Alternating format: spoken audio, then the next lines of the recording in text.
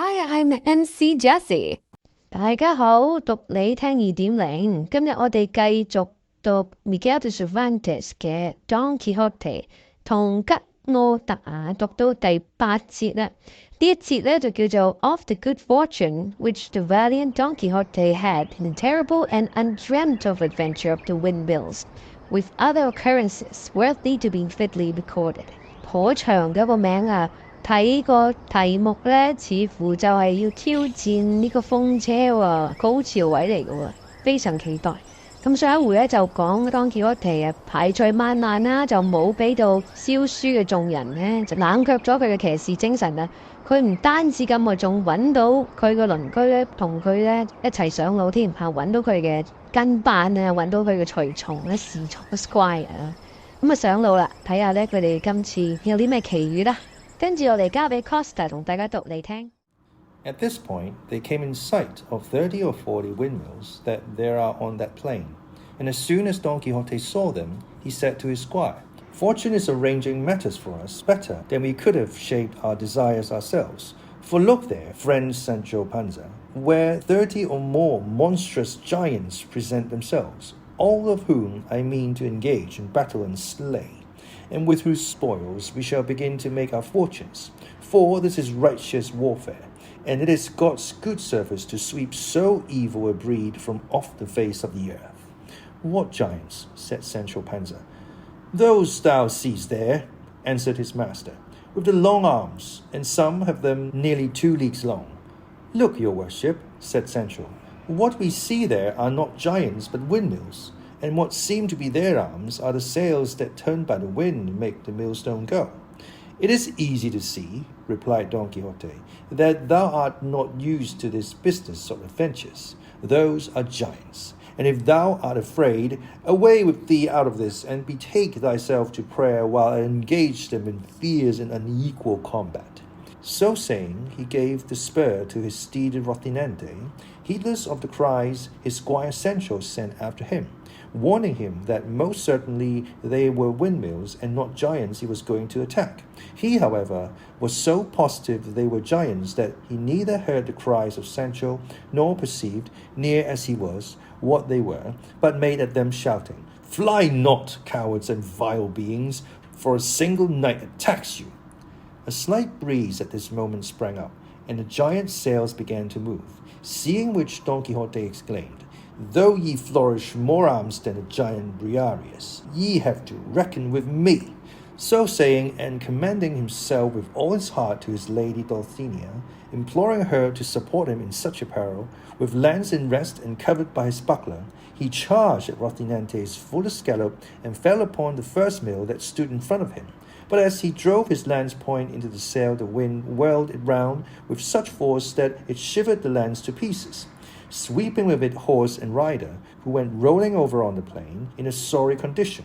Sancho hastened to his assistance as fast as his ass could go, and when he came up found him unable to move. With such a shock had Rocinante fallen with him. God bless me, said Sancho. Did I not tell your worship to mind what you were about? For they were only windmills, and no one could have made any mistake about it but one who had something of the same kind in his head. Hush, friend Sancho,replied Don Quixote. The fortunes of war, more than any other, are liable to frequent fluctuations. And moreover, I think, and it is the truth, that same sage Friston, who carried off my study and books, has turned these giants into mills in order to rob me of the glory of finishing them. Such is the enmity he bears me. But in the end, his wicked arts will avail but little against my good sword.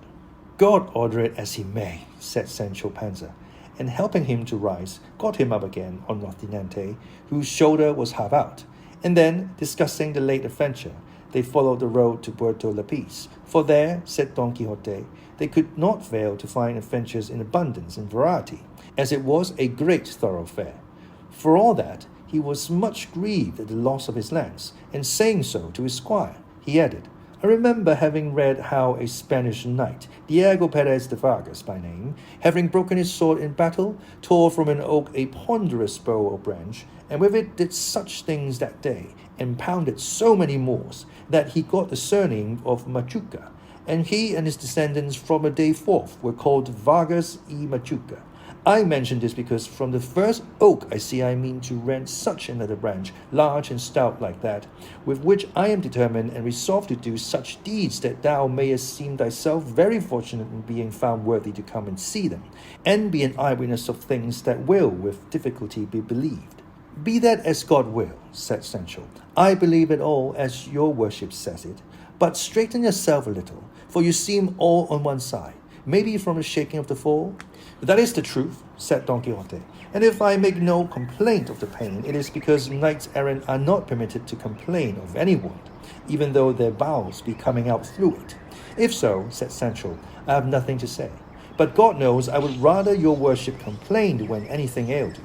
For my part, I confess I must complain, however small the ache may be, unless this rule about not complaining extends to the squires of knights errant also. Don Quixote could not help laughing at his squire's simplicity, and he assured him he might complain whenever and however he chose, just as he liked, for, so far, he had never read of anything to the contrary in the order of knighthood. Sancho bade him remember it was dinner time, to which his master answered that he wanted nothing himself just then, but that he might eat when he had a mind. With this permission, Sancho settled himself as comfortably as he could on his beast, and taking out of the alforjas what he had stowed away in them, he jogged along behind his master, munching deliberately, and from time to time taking a pull at the bottle with a relish that the thirstiest tapster in Malaga might have envied. And while he went on in this way, gulping down draught after draught, he never gave a thought to any of the promises his master had made him, nor did he rate it as hardship, but rather as recreation going in quest of adventures, however dangerous they might be.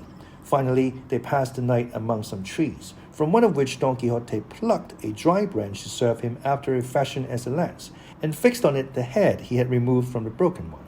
All that night Don Quixote lay awake thinking of his lady Dulcinea, in order to conform to what he had read in his books. How many a night in the forests and deserts knights used to lie sleepless supported by the memory of their mistresses. Not so did Sancho Panza spend it. For having his stomach full of something stronger than chicory water, he made but one sleep of it, and, if his master had not called him, neither the rays of the sun beating on his face nor all the cheery nooks of the birds welcoming the approach of day would have had power to waken him. On getting up, he tried the bottle and found it somewhat less full than the night before, which grieved his heart because they did not seem to be on the way to remedy the deficiency readily. Don Quixote did not care to break his fast, for, as has been already said, he confined himself to savory recollections for nourishment. They returned to the road they had set out with, leading to Puerto Lapiz, and at 3 p.m. they came in sight of it. Here, brother Sancho Panza, said Don Quixote when he saw it, we may plunge our hands up to the elbows in what they call adventures. But observe, even shouldst thou see me in the greatest danger in the world, thou must not put a hand to thy sword in my defence, unless indeed thou perceivest that those who assail me are rebel or base folk, for in that case thou mayest very properly aid me. But if they be knights, it is on no account permitted or allowed thee by the laws of knighthood to help me until thou hast been dubbed a knight. Most certainly, Signor, replied Sancho, your worship shall be fully obeyed in this matter. All the more as of myself I am peaceful and no friend to mixing in strife and quarrels. It is true that as regards defence of my own person, I shall not give much heed to those laws, for laws human and divine allow each one to defend himself against any assailant whatever. That I grant, said Don Quixote, but in this matter of aiding me against knights, thou must put a restraint upon thy natural impetuosity. I will do so, I promise you, answered Sancho, and will keep this precept as carefully as Sunday. While they were thus talking, there appeared on the road 2 friars of the order of St. Benedict, mounted on 2 dromedaries, for not less tall were the 2 mules they rode on. They wore travelling spectacles and carried sunshades, and behind them came a coach attended by 4 or 5 persons on horseback and 2 muleteers on foot. In the coach there was, as afterwards appeared, a Biscay lady on her way to Seville, where her husband was about to take passage for the Indies with an appointment of high honour. The friars, though going the same road, were not in her company, but the moment Don Quixote perceived them, he said to his squire, Either I am mistaken, or this is going to be the most famous adventure that has ever been seen. For those black bodies we see there must be, and doubtless are, magicians who are carrying off some stolen princess in that coach, and with all my might I must undo this wrong. This will be worse than the windmills, said Sancho. Look, Signor, those are friars of St. Benedict, and the coach plainly belongs to some travellers. I tell you to mind well what you are about, and don't let the devil mislead you.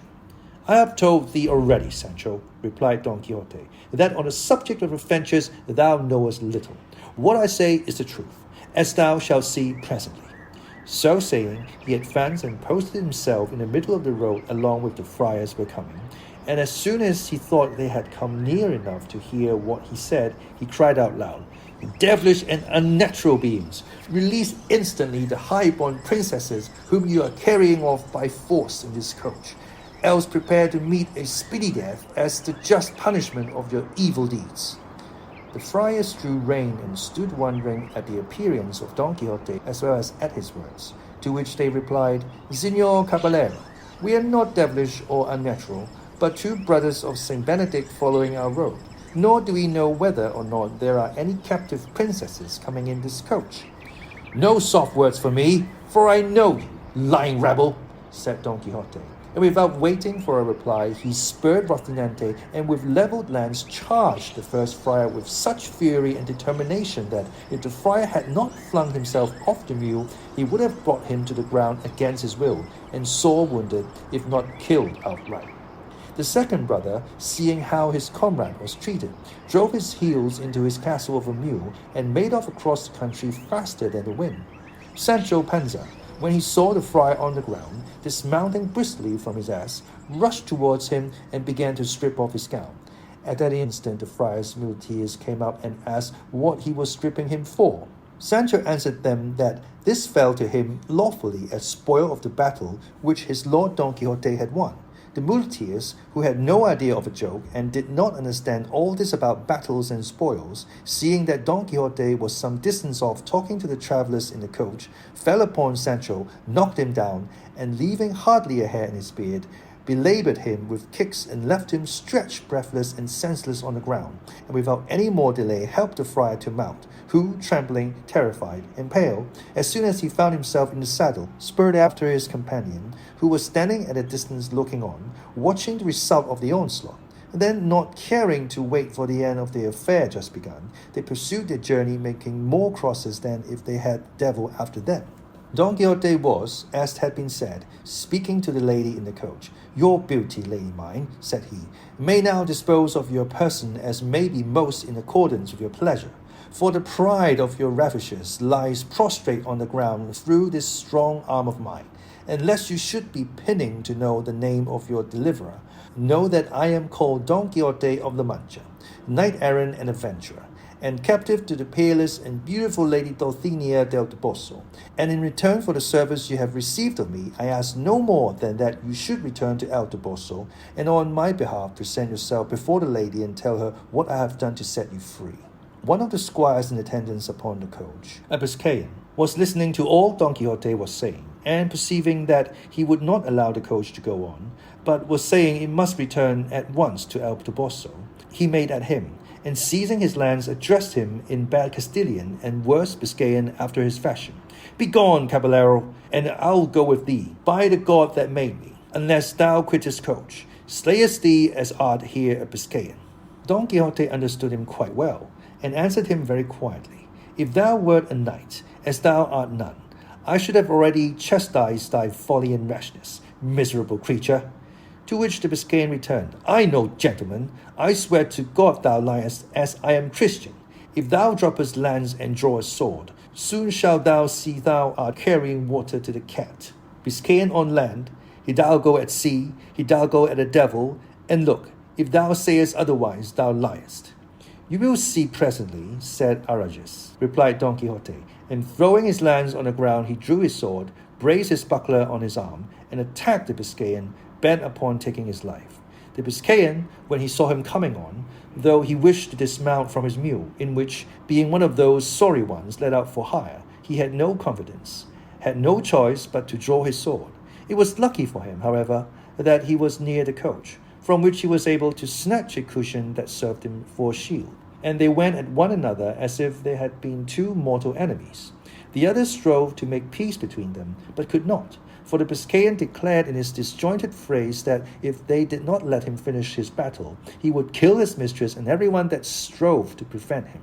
The lady in the coach, amazed and terrified at what she saw, ordered the coachman to draw aside a little, and set herself to watch this severe struggle, in the course of which the Biscayan smote Don Quixote a mighty stroke on the shoulder over the top of his buckler, which, given to one without armour, would have cleft him to the waist.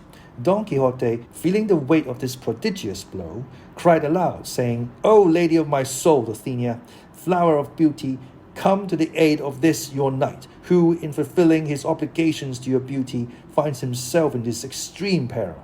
To say this, to lift his sword, to shelter himself well behind his buckler, and to assail the Biscayan was the work of an instant, determined as he was to venture all upon a single blow.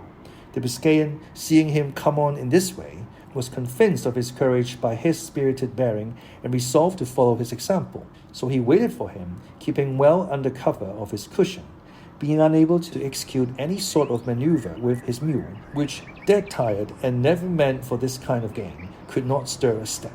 On then, as aforesaid, came Don Quixote against the wary Biscayan, with uplifted sword and a firm intention of splitting him in half, while on his side the Biscayan waited for him sword in hand, and under the protection of his cushion, and all present stood trembling, waiting in suspense the result of blows such as threatened to fall.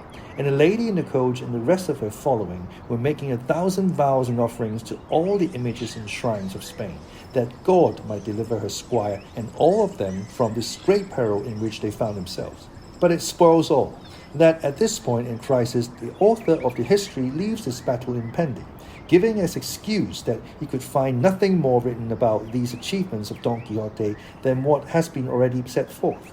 It is true the second author of this work was unwilling to believe that a history so curious could have been allowed to fall under a sentence of oblivion, or that the wits of La Mancha could have been so undiscerning as not to preserve in their archives or registries some documents referring to this famous knight. And this being his persuasion, he did not despair of finding the conclusion of this pleasant history, which, heaven favouring him, he did find in a way that shall be related in the second part. 唔該晒 Costa， 喺到最尾作者似乎埋咗個關子話呢個決鬥Don Quixote同呢個 Biscayan 之間嘅對決作咗一個停止啦，一個停頓喺度。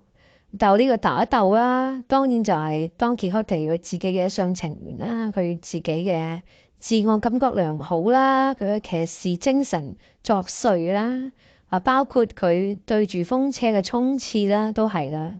當然你話呢啲都係好象徵式嘅嘢嚟嘅，咁呢個就留待故事繼續發展落去，我哋睇下個深層意義喺邊啊！喺呢個階段呢，我哋都係純粹係讀故仔嘅啫。好，我哋睇下啲咩字同大家分享先。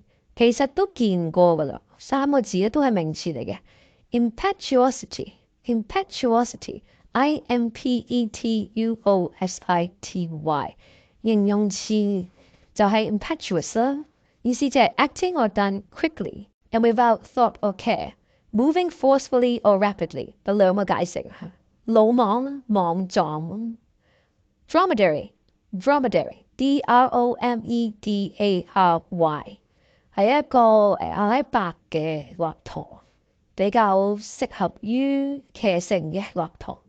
Biscayan B-I-S-C-A-Y-A-N Biscayan 係一個 Basque language 啦，喺西班牙一個地區 Basque B-A-S-Q-U-E 佢有佢好自己獨特嘅語言啦、文化啦、生活方式啦有別於西班牙其他地方嘅咁所以都有傳過話呢個 Basque 嘅地方會唔會獨立起嚟咧？但係故事入面呢個 The Biscayan 嘅意思咧就唔係 Basque language， 佢意思即係來自 Basque 呢個地方嘅人 Biscayan person of Basque region。好，今次故事講到呢度，我哋下一節再繼續讀你聽，拜拜。If you like this video, make sure to comment, like, share and subscribe. Adios.